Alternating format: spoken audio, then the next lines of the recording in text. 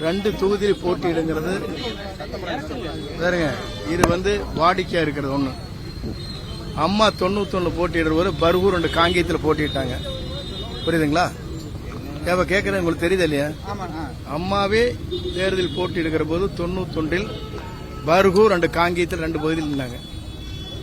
புதிதாக இருக்கின்ற இந்த இயக்கத்தை சார்ந்த யாருமே தேர்தல் களத்தில் நிற்கிற போது 2 தொகுதியில் போட்டியிடுவது வழக்கம். அந்த வழக்கப்படிதான் இவர் செஞ்சிருக்காரு தவிர வேற ஒண்ணு இல்ல.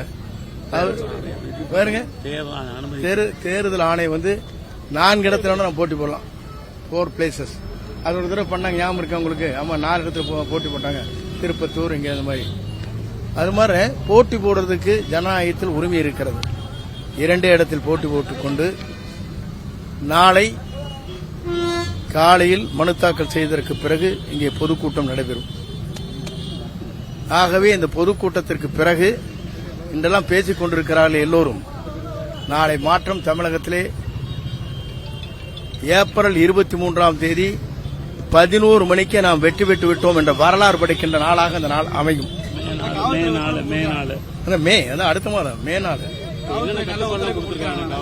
நான் 51 கட்டுப்பாடுகள் இருக்கிறது. அந்த கட்டுப்பாட்டுக்கு உட்பட்டு நாங்கள் அந்த பணிகளை நிறைவேற்றி வருவோம். உரிய ஒத்துழைப்பு கொடுக்கறாங்களா?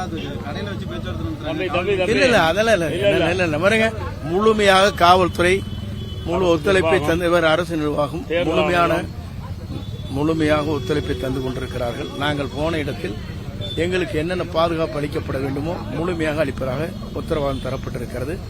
முழுமையாகவே இந்த பகுதியை பொறுத்தவரையில் முழு பாதுகாப்பு அளிப்பதற்கு அனைத்து துறையை சார்ந்த காவல்துறை மற்றும் வருவாய்த்துறை, அங்கே தேர்தல் ஆணையமும் ஒன்றாக இணைந்து அந்த பணிகளை மேற்கொள்ள இருக்கிறார். திமுக அதிமுக 200 இடங்கள்ல வெற்றி பெறும் சொல்றாங்க, தொடர்ந்து சொல்லிட்டு வராங்க. இல்ல, அதனால இவர் ஒரு 200 இடம், அவரு 200 இடம். கர்நாடகத்திலயா? நான் கேட்கிறேன். 400 இடம் கர்நாடகத்துக்கு தான் போகணும்.